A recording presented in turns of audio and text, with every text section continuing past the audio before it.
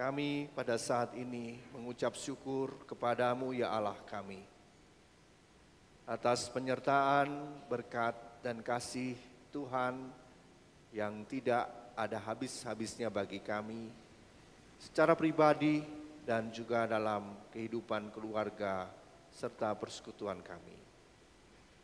Buatlah kami pada saat ini, di dalam segala situasi dan kondisi yang kami alami, kami bisa terus menjunjung tinggi kebenaran-Mu, dan kami terus memuji dan menyanjung Engkau sebagai Allah dan Juru Selamat kami. Buatlah hati kami dipenuhi dengan rasa sukacita, pun rasa syukur kami melalui firman-Mu yang akan kami terima pada saat ini. Buatlah hati kami juga berkobar-kobar oleh karena kebenaran-Mu yang memampukan kami untuk terus memuji Tuhan di dalam segala situasi kami. Bersabdalah kepada kami di dalam Kristus Tuhan, Sang Juru Selamat, kami berdoa. Amin.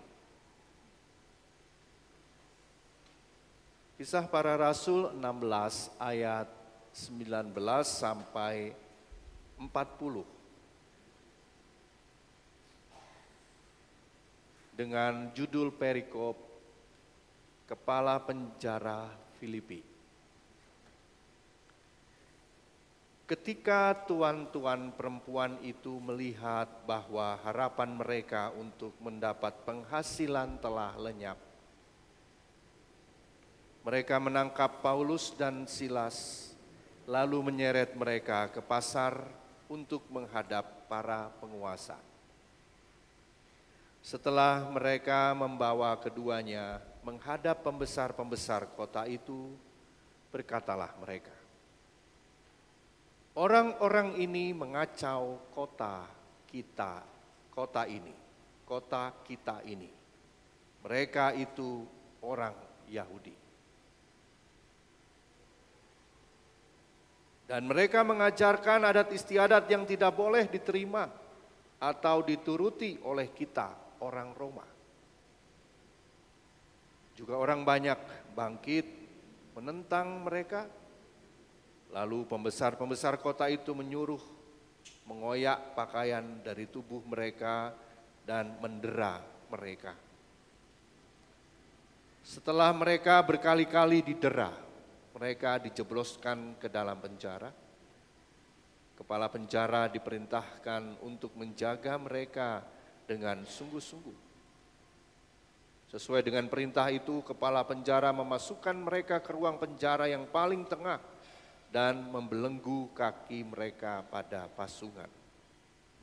Namun kira-kira tengah malam, Paulus dan Silas berdoa dan menyanyikan puji-pujian kepada Allah, dan orang-orang hukuman lain mendengarkan mereka. Tetapi tiba-tiba terjadilah gempa bumi yang hebat, sehingga fondasi-fondasi penjara itu goyah. Seketika itu juga terbukalah semua pintu dan terlepaslah belenggu mereka semua. Ketika kepala penjara itu terjaga dari tidurnya dan melihat pintu-pintu penjara terbuka, ia menghunus pedangnya hendak membunuh diri, karena ia menyangka bahwa orang-orang hukuman itu telah melarikan diri. Namun Paulus berseru dengan suara nyaring, "Jangan celakakan dirimu, sebab kami semuanya masih ada di sini." Kepala penjara itu menyuruh membawa suluh, lalu berlari masuk, dan dengan gemetar sujudlah ia di depan Paulus dan Silas.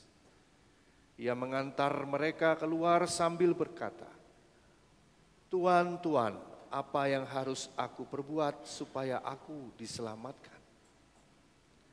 Jawab mereka, "Percayalah kepada Tuhan Yesus, dan engkau akan selamat, engkau dan seisi rumahmu." Lalu mereka memberitakan firman Tuhan kepadanya dan kepada semua orang yang ada di rumahnya. Pada tengah malam itu juga kepala penjara itu membawa mereka dan membasuh luka mereka. Seketika itu juga ia dan keluarganya dibaptis. Lalu ia membawa mereka ke rumahnya dan menghidangkan makanan kepada mereka.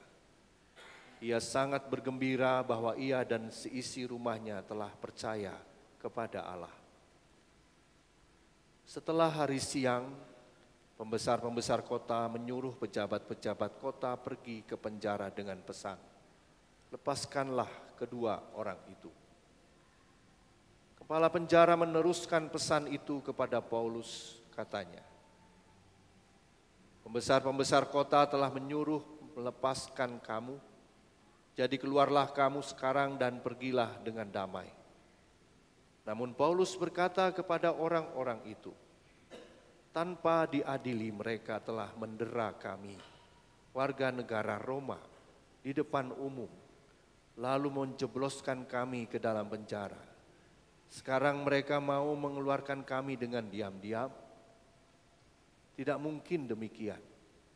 Biarlah mereka datang sendiri dan membawa kami keluar."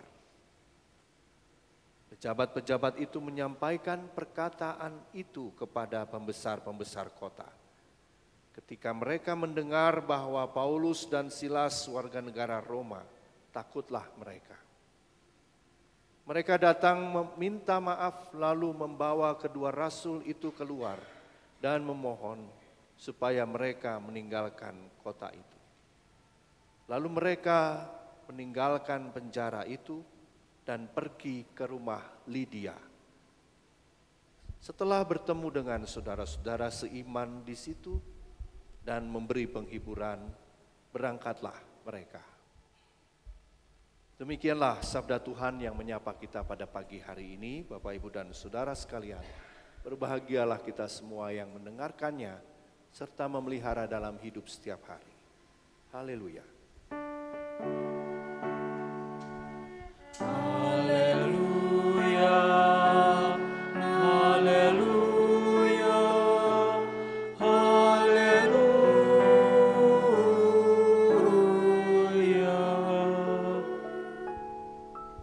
Selamat pagi Bapak, Ibu, dan saudara yang terkasih. Dan salam sejahtera juga untuk Bapak Ibu yang berkebaktian di rumah melalui kanal YouTube Digital Ministry GKP Bandung. Bapak, Ibu, dan saudara yang terkasih, kenyataan hidup kita seringkali tidak seperti yang kita bayangkan. Kenyataan hidup kita seringkali tidak seperti yang kita bayangkan. Adakah di antara kita yang tahu bahwa akan terjadi PHK yang cukup besar dikarenakan sekarang sudah masuk semakin dalam kepada era digitalisasi dan juga efisiensi pasca pandemi. Adakah di antara kita yang membayangkan itu akan terjadi akhir-akhir ini sebelumnya? Ya, kita membayangkan sebelumnya apakah itu akan terjadi? Banyak keluarga-keluarga saat ini yang kehilangan penghasilan, mengalami krisis keuangan, dan juga krisis mental. Tidak sedikit Bapak, Ibu, dan saudara, dengan mudah kita jumpai orang yang bekerja dan berpikir dengan keras untuk bisa bertahan hidup dan memenuhi kebutuhan hidup setiap hari.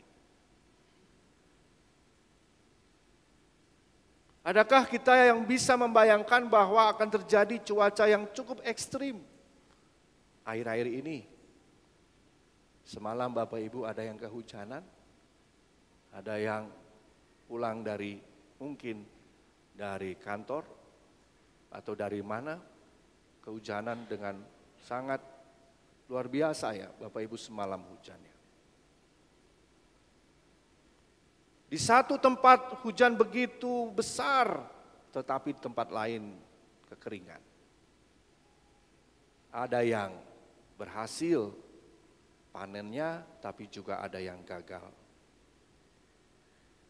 Di tengah situasi seperti itu, Bapak, Ibu, dan Saudara yang terkasih, tidak sedikit juga orang Kristen yang bertanya, kenapa saya menderita meskipun tetap percaya kepada Kristus?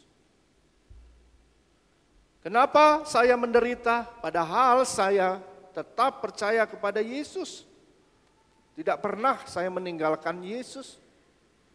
Tapi kenapa saya menderita? Ada sebuah cerita dari tokoh yang bernama Viktor Frankl. Viktor Frankl ini seorang Yahudi Austria. Dia dalam pengalaman hidupnya pernah mengalami penderitaan yang luar biasa. Dia kehilangan segala-galanya, Bapak, Ibu, dan Saudara.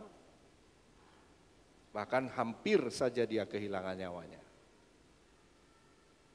Tapi dalam situasi yang sangat-sangat terpuruk itu, Bapak, Ibu, dan Saudara, dia menemukan sesuatu yang luar biasa.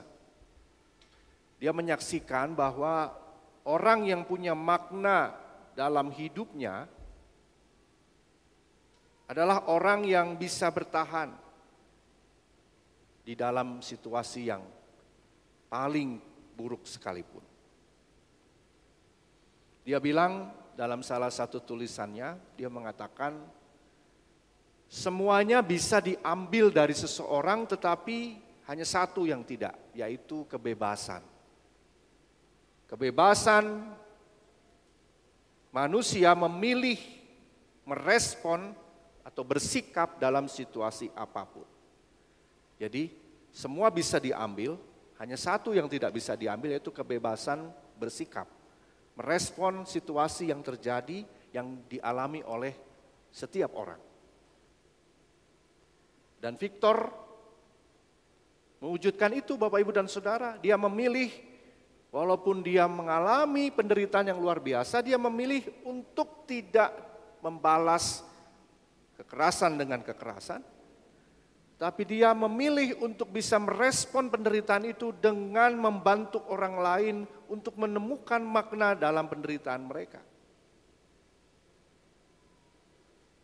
Kenapa bisa seperti itu? Karena sesungguhnya, Bapak, Ibu, dan Saudara, kita tidak bisa mengendalikan apa yang akan terjadi dalam hidup ini. Tetapi yang bisa kita kendalikan adalah diri kita sendiri menghadapi situasi yang berubah. Kita nggak bisa mengendalikan situasi yang berkembang begitu cepat. Yang bisa kita kendalikan adalah diri kita sendiri. Paulus dan Silas mengalami penderitaan. Difitnah, padahal dia melakukan sesuatu yang baik. Dia membebaskan seorang budak perempuan dari roh tenung. Ini satu tindakan yang baik, tetapi situasinya pada saat itu malah justru tidak berpihak kepada Paulus dan Silas. Paulus dan Silas ditangkap, didera, dipukuli, dipenjara tanpa pengadilan. Kalau dilihat kisah ini dari sudut pandang sosial, Bapak, Ibu, dan Saudara, mereka adalah korban dari sistem sosial yang lebih mementingkan keuntungan ekonomi daripada martabat manusia. Roh tenung, Bapak, Ibu, dan Saudara, adalah sumber ekonomi. Karena perempuan budak itu memiliki nilai ekonomi yang tinggi karena kemampuannya meramal dan disukai oleh para tuan-tuan. Karena dari situlah mereka mendapatkan keuntungan. Dan ketika Paulus mengusir roh tenung itu dari sosok budak perempuan ini, maka yang jelas-jelas terganggu adalah penghasilan para tuan-tuan. Paulus mengganggu sistem ekonomi yang ada di sana. Sistem ekonomi yang memperbudak perempuan, sistem ekonomi yang mengeksploitasi spiritual dari tubuh perempuan. Tentu saja para majikan, para tuan-tuan marah bukan karena alasan teologis tentang roh tenungnya, tetapi karena alasan ekonomis. Paulus dan Silas sudah mengganggu penghasilan mereka. Dari sini kita bisa melihat bagaimana kepentingan finansial ekonomi seringkali mendorong seseorang untuk melakukan tindakan kekerasan. Untuk bisa menghalalkan segala cara demi mempertahankan keuntungan. Di dalam penjara Bapak Ibu dan Saudara, Paulus dan Silas dalam keadaan yang tentu saja tidak baik-baik saja. Bahkan mereka ditempatkan dalam penjara yang paling maksimal keamanannya. Bahkan dipasung. Ini keadaan yang sangat-sangat buruk. Tetapi kita lihat di sana Bapak Ibu dan Saudara yang terkasih. Apakah Paulus dan Silas lalu menyerah? Apakah mereka lalu bersedih hati? Ternyata dalam keadaan seperti itu apa yang mereka lakukan? Mereka berdoa dan memuji Tuhan. Ini mungkin kedengarannya klise ya Bapak Ibu di zaman sekarang. Ya, susah berdoa, puji Tuhan, menyanyi. Itu sepertinya klise gitu ya. Klise itu maksudnya hanya diumumkan di mulut saja, prakteknya mah enggak. Tapi dari kisah ini kita bisa membayangkan apa doa yang Paulus dan Silas katakan, dan apa nyanyian yang mereka pujikan dengan semangat. Yang membuat Bapak Ibu dan Saudara, mereka bisa bertahan di dalam situasi yang paling buruk. Di sini kita belajar bagaimana sosok Paulus dan Silas memberikan contoh bersikap terhadap situasi. Kalau dalam sudut pandang kisah Viktor Frankl tadi, kita bisa melihat kisah ini, Paulus itu bisa bertahan karena dia menemukan makna penderitaan itu. Paulus mengatakan di surat Filipi juga, karena bagiku hidup adalah Kristus dan mati adalah keuntungan. Itu maknanya. Bagaimana Paulus dan Silas menemukan makna dan merespon situasi yang tidak mudah pada saat itu Bapak Ibu dan Saudara. Dan kita juga bisa mengerti bahwa ketika mereka berdoa dan bernyanyi, mereka melakukannya dengan tulus hati, bukan untuk sekadar mengalihkan rasa sakit, atau bahkan berharap segera lepas dari penjara itu. Dan ini terbukti ketika gempa bumi terjadi, sesaat ketika mereka berdoa dan bernyanyi, gempa bumi itu mengakibatkan pintu penjara dan belenggu mereka itu terlepas, tapi mereka tidak lari. Itu artinya mereka bernyanyi dan berdoa bukan untuk lepas dari situasi itu, tetapi justru mereka bersaksi, berdoa, menyanyi itu merupakan kesaksian hidup dari Paulus dan Silas. Dan itulah yang membuat Bapak Ibu dan Saudara, kepala penjara datang kepada Paulus dan Silas dan meminta untuk mengerti bagaimana dan apakah keselamatan itu. Penjara Bapak Ibu dan Saudara yang terkasih dalam hidup kita bisa berbagai macam artinya. Bisa saja sebuah tempat fisik, bisa juga simbol bagi situasi yang mengekang kita, Penjara itu banyak artinya dalam kehidupan kita sekarang. Tapi penjara juga Bapak Ibu dan Saudara dalam kisah Paulus dan Silas ini juga menjadi tempat transformasi. Tempat yang kita anggap sebagai tempat yang paling tidak enak justru menjadi tempat transformasi, menjadi tempat doa, menjadi tempat pujian, sekaligus menjadi tempat pertobatan. Justru Tuhan ada di dalam tempat-tempat yang marginal seperti itu Bapak Ibu dan Saudara. Tempat-tempat yang tidak enak. Di dalam tempat-tempat seperti itulah, di dalam situasi seperti itulah perubahan sosial dan spiritual terjadi. Paulus dan Silas tidak kehilangan arah ketika mereka mengalami penderitaan. Paulus dan Silas juga tidak kehilangan makna. Malahan Tuhan menggunakan situasi itu untuk Paulus dan Silas bisa bersaksi. Dalam situasi sekarang Bapak Ibu dan Saudara, saya yakin kita semua punya pergumulan. Kita bisa putus asa sedalam-dalamnya dalam hidup ini ya. Kita merasa sendiri dan tidak punya teman. Kita bisa mengalami penderitaan itu bertubi-tubi datang dalam hidup ini tanpa orang lain tahu.